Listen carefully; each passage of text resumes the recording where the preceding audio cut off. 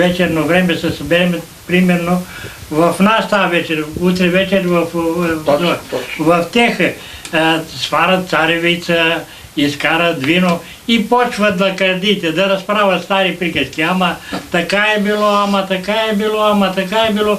Всекакви истории, нали, старите хора, човек, когато живее по-дълги години, той научава повече неща и се научава по нещо ново в живота и така. Се разправяха лакърди много, много лакърди.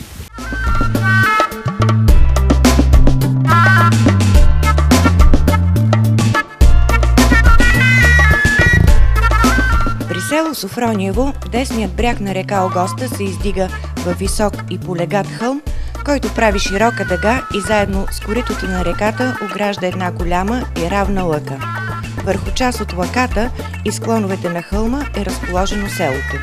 С тези думи започва монография на археолога Богдан Николов, учен, чието изследвания разкриват, че мястото е богато на история. Обитавано от траки във времената на Еолита, оживена местност във вековете на Римската империя с противоречива съдба през средновековието. Хора, които биха отишли да я почистят, да оправят, да влезат вътре и да стане горе-долу, защото наистина се оказа, че е много интересна и архитектура, а и тези кръстове, които са вънка, има и някои римски гробища някъде. Много интересно, защото едната част е католическа, другата на римляните, другата са на наши. Това е малко запазено. Обаче вътре стенописите са замазани. Кога се е случило това?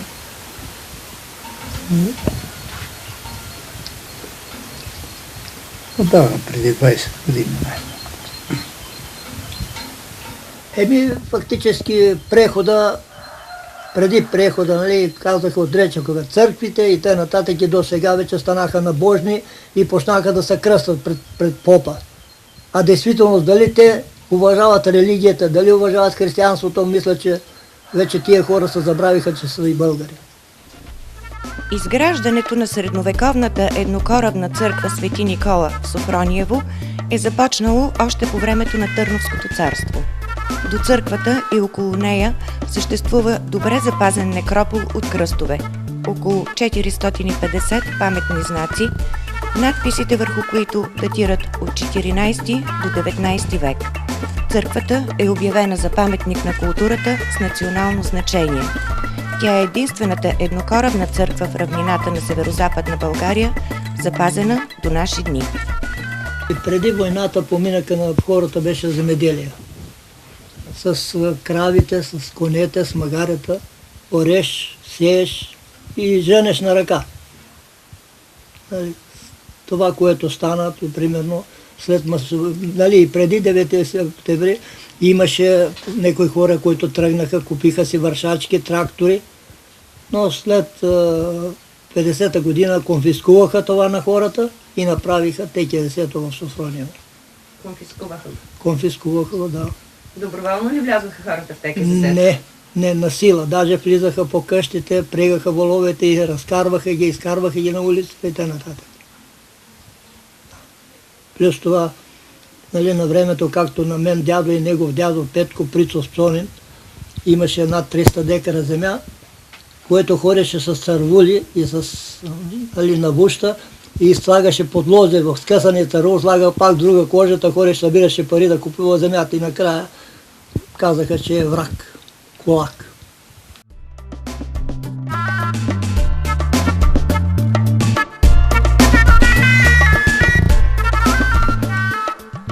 В годините на ТК-10 в селото се произвеждат семена от селскостопански култури. Софрониевското стопанство е едно от малкото печеливши в търговията с семена в чужбина стопанства в България. Трудът на селскостопанските работници е високо заплатен. Дори изграждането на атомна централа в близост през 70-те години на 20 век не може да привлече жителите на селото. Къщите са строени срещу надници в ТК-10. Примерно семейството е отработило 500 трудови дни отделях от тия 500 трудови дни, да кажем 300 трудови дни и даваха имаше строителна бригада към ТКС-то, която строеше къща. Тоест 300 дни Да. и ти построяват една къща. Да. И към стопанството имаше майстори, които отиват и направят къщата, съответно от трудодните те си получават заплатите. Така че къщите се правеха, въобще много строежи имаше тогава. Една от къщите, започната по онова време и до сега изглежда недовършена. Собственикът ти не е разчитал на трудодни. Виж, Христо Вълчев, той е единственият човек, който не е влезнал в ТКС-то. Фактически той има 999 жалби в ООН-то. Но независимо, че не е влезнал, не е бил толкова безгрешен. И той е извършил грешки. Беше земеделец в земеделския, член на земеделския съюз беше. И той се обработваше земята. Той сам се обработва с кравите. Е останал в изолация, но просто не му обръщаха внимание.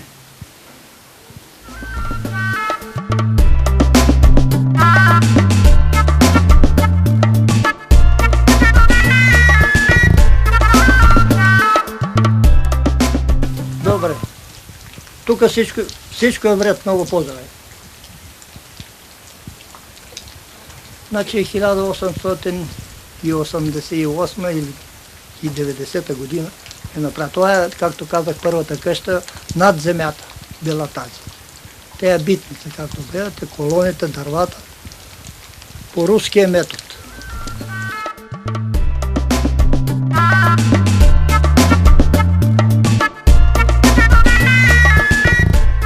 Съобразно табелките, разумееш, на Ураган 33, когато е образуван самия спортен клуб, 33-та година, селото се е развивало и имало много развит футбол. Много голям развит футбол.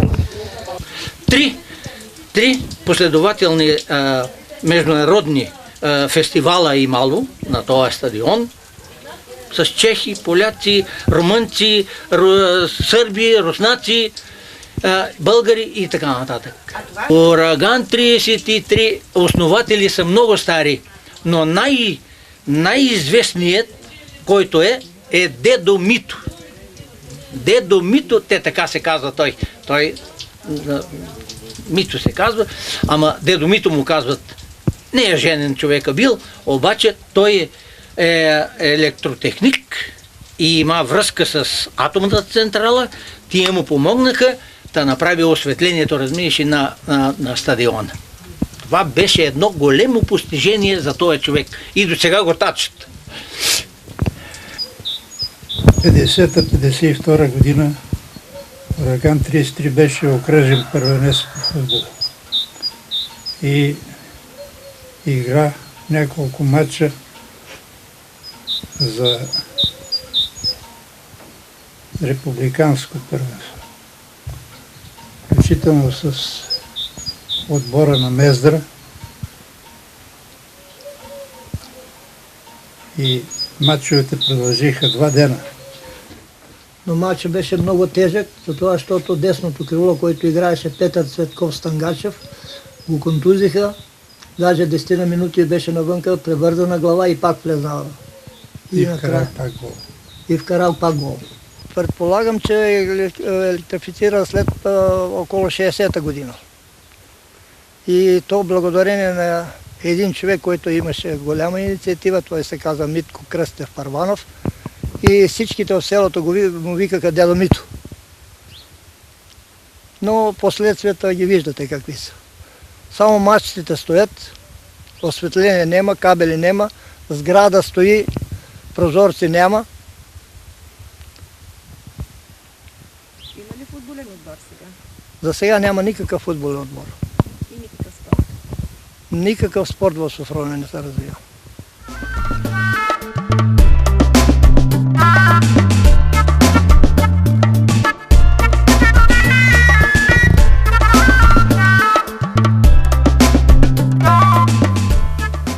тук в района най-богат беше той не е от Софрониево. Данев, доктор Данев, който бил, къде държеше двете воденици тук за Царевица и горе мелницата за жито. Там вървеше една вада, тъй да кажа, ние имахме едно ливаде, там ходехме да пасехме кравите и се надбегвахме с кравите. Кой крави ще бегат повече с каруците? Състезание. Състезание. А тая воденица? Данева воденица. Даневата воденица, долната, се намери човек, който и камъните взимаха. Запази се само горната воденица, която е за жито. А действаща ли е? Не, вече сигурно. Не. Много красива местност беше това, но... Воденицата беше обявена също за паметник на културата. Но е бил много добър, много народен човек. Това по думите на дядо ми Петко Прицов Сонин, който беше в съседство с ливадите там с тех, така че много добри отзиви е имал за него. А и въобще хората от село са били много доволни. Ако некой отишъл и той им казал на тези мелничарите, ако видите, че нямате, им додайте нещо, за да се изхранват. Професорът по международно право, доктор Стоян Данев, 2 пъти оглавява кабинет през 1901-1903 и през 1913 година. Доктор Данев е единственият министър-председател в българската история, който е подал оставката си, след като Фердинанд обижда министър от кабинета му през 1903 година. Освен това, политикът Данев инициира традицията на парламентарните питания и е един от най-страстните радетели за свободата на печата, словото и изборите, както и за правата на малцинствата. Не мога да сравним миналите хора, богатите хора с сегашните. Тогавашните хора мислиха как да помогнат на бедния. Примерно, ако аз работя при един човек, той ти дава 3 кофи жито, 2 кофи за него, от добива. А сега гледат как и това, което ти се полага, да не ти го дават. Няма благородство от тях? Нема. Има една алчност и една мания за богатство. Но, кой като Господ вижда. Така че добре, че пред природата сме равни, не може да си купиме здравето с пари. Първите писмени сведения в османски административни документи за съществуването на селище под името Сирбениче датират от 1673 година. В края на 18 век селото е в пределите на Видинския санджак и когато тогавашният паша Осман Пазван Тугул се обявява за независим владетел през периода 1793-1807 година, местните жители са изправени пред заплахата от пълно унищожение.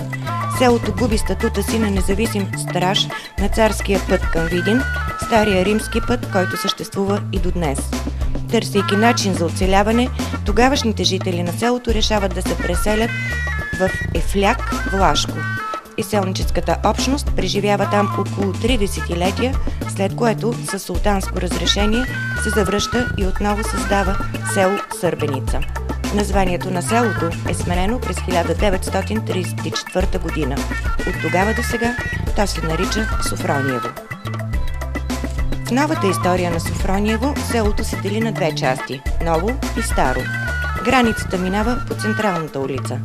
В горния край живеят кетраните, а в ниското, край реката, вияните. Смята се, че кетраните са се завърнали по-рано от изгнанието. Между двете общности дълго е съществувала вражда, която и до днес помнят. Ще кажа сега, нашето село, както ви казах и преди малко, дели са на 2. Половината от селото, оня край, се казват кетрани, а ние насам пък сме вияни. И това е така, защото ако отидете... Едните са лозари. Ако отидете към оня край, ще чуете само влашки. Тук-там ще чуете български. Към кетраните. Към кетраните, да. А тук при нас пък ние си говориме български и тук-там ще чуете пък влашки. И за това е станало така. Но ние имахме така, между селото, как е разделено, двете групи, се събирахме много. Тая махала в другата махала не трябва да отиват.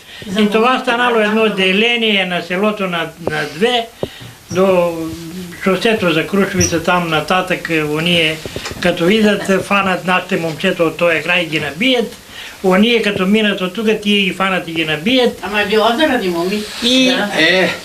заради моми, мало детски връжди са били, не мало такива сериозни връжди. Не, сериозни са. Аз бех дете. Тук той е нашия двор. Дето е, той беше само лиляк, гора. Акация. Да. И точно тук така на ъгъла се правеше седянка. Седянка се правеше, камени наредени там през дена, която е дежурна мома и идва и мете. Да е чиста седянката и вечерта седат. Всеки си знаеше местото къде. И идват, примерно сега, идват ергените и седат. Обаче ако е дошъл някой от кетраните,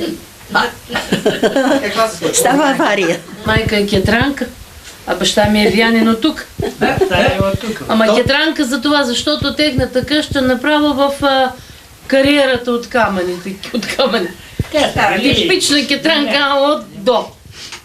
3 момичета и мала любовника. Гаджето, как да кажа. Но на време не знам къде са викали. А кажа го на вашето. Любовник, айде. Любовник, айде. И той е бил от този район тук. Не баща ми, друг един. И той е отивал там. И там, като са го подбирали тия кетраните, и бой, и той среща баба ми, майката на майка ми, и вика: Лелю, Лянке, пусни дъщеря ти, бе, че като мина тук, от центъра нататък, страшен бой. Пущи я да мине тя нататък, че няма да я бият, ама мен ме прибиват, вика, от бой.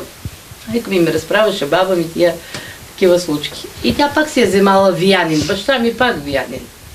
Кетрани са каманяри, вияните са лозяри. Дали имаме 10 къщи цигански? Но не са лоши цигани били. Да. Те са точно на центъра между Вияни и Кетрани. Те са отсам. Имаме картяни. Има и отсам и оттам.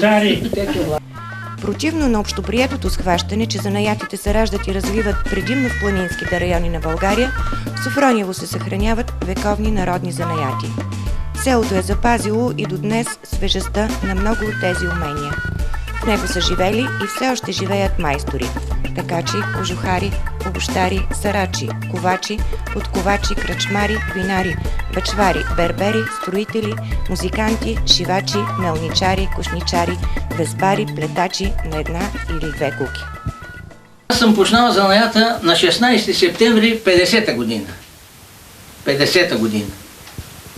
На колко години? На 15 години завършвам 3-ти клас, 7-ми клас и почвам занаят. Така беше на времето.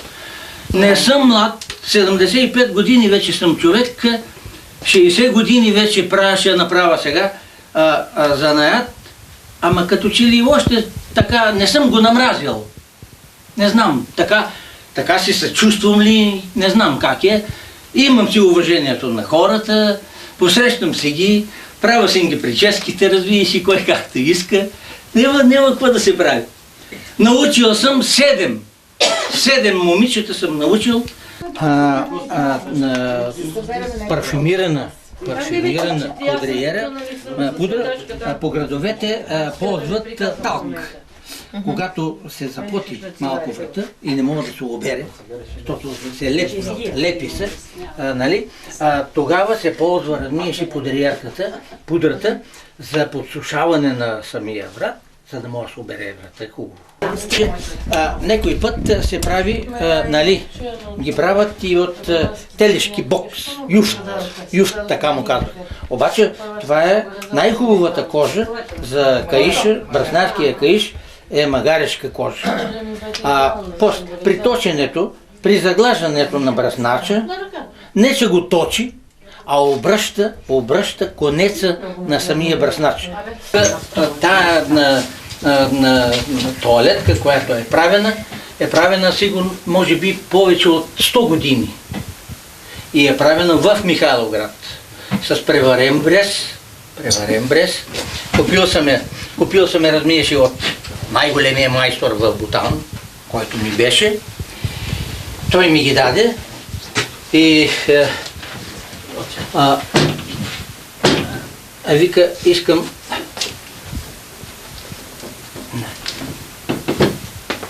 искам да ти дам една тоалетка, да ме помниш като майстор, затова, защото казва ти, виждам, че така се развиваш хубаво, разминеш и в занаята, умееш го, напредваш така, с бързи темпове и да ти дам една тоалетка, да си така за спомен от мен, най-големия майстор, който беше. И така я взимах, разминеш и тогава. И това няма износване, аз така мисля, че няма износване. Огледалото още когато го взимах се пукна по същата линия се пукна. И след това го взимах и сложих ново. И дойдох и като го сложих с слагането по същия начин, последното пиронче, където чукнах, и се цепна по същия начин. Отгоре до доле до едно. Какво е? Що е? Нямам представа. Не знам.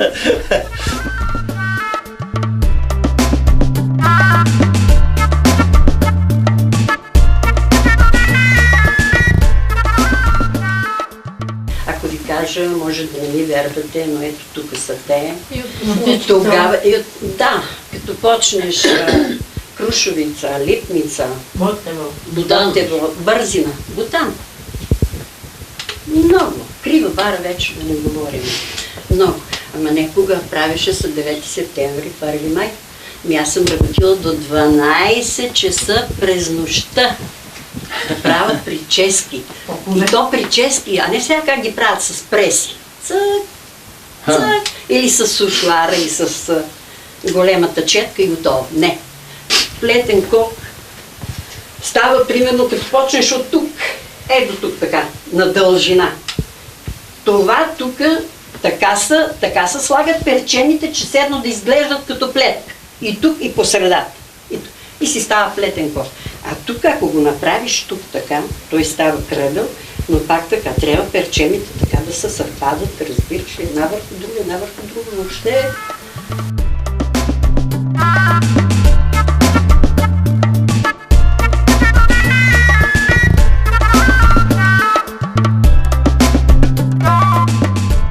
И новините идват при нас. И викат, тия бръснари така са големи клюкари. Не са клюкари, ами при нас идват всичките новини, размиеш, защото цялото село, ама селото голямо, тук Софрониево беше 4500 човек. Ами, сега дали имаме 1700-800 човека, не знам. Няма грешка. И бръснарницата беше едно от най-интересните така за тех занимания, да играят шах, други да си гледат, който се бръсне, който се постригва, това. Защото сега един младеж да излезе, няма къде да отиде. Отива у кръчмата. Сега у кръчмата да влезеш. Който си е за кръчмата тогава, за ресторанта, си отива в ресторанта. Ма който си е тук, да си послуша, да си чува някои приказки, си идваше у бръснарницата. И бръснарницата си беше приют на всички хора. На всички. И грамотни, и неграмотни, и каквито ще да са, обаче беха тук. И ние не сме образовани много. Ние сме със 7 клас, 3 клас, по-старо. Обаче сме се самообразовали, защото сме имали връзка и с много учени хора, и с много, и средни, висшисти, и какви ли не, и с прости, и с какви ли не. И ние просто сме самообразовали, разумееш, хора. Не всеки може да възпроизведе дадена лакардийка. Не може всеки един. И те музикантите застанат на торта на топло, да свират оттам, кофата с вино сложена до тех и тие играят, а хората се веселят. Беше голяма веселба.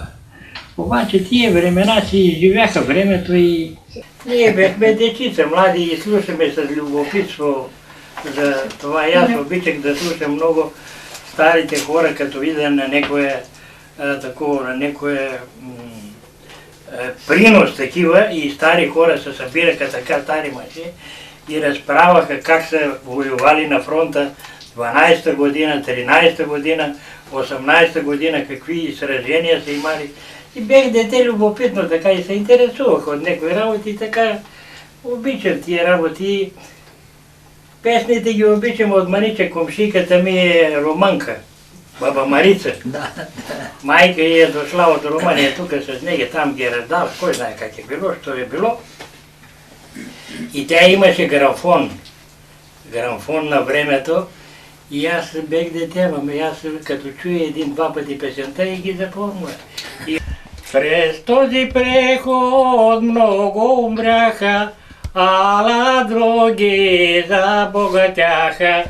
Джамбази, спекуланти, комуната се ги гази, те за народа малко милеят. Парата днеска света владее, който няма, трудно живее. Джамбази, спекуланти, комуната ще ги гази, те за народа малко милеят. Тя имаше може би повече, ама я бех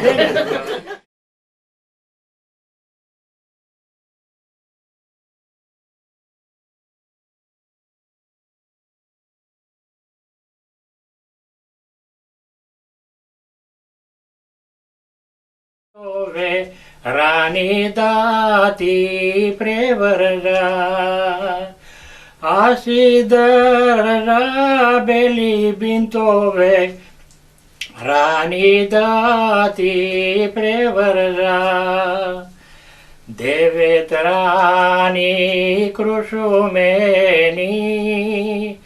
9 рани крушумени, а 10-та от любов. 9 рани крушумени, а 10-та от любов. Браво!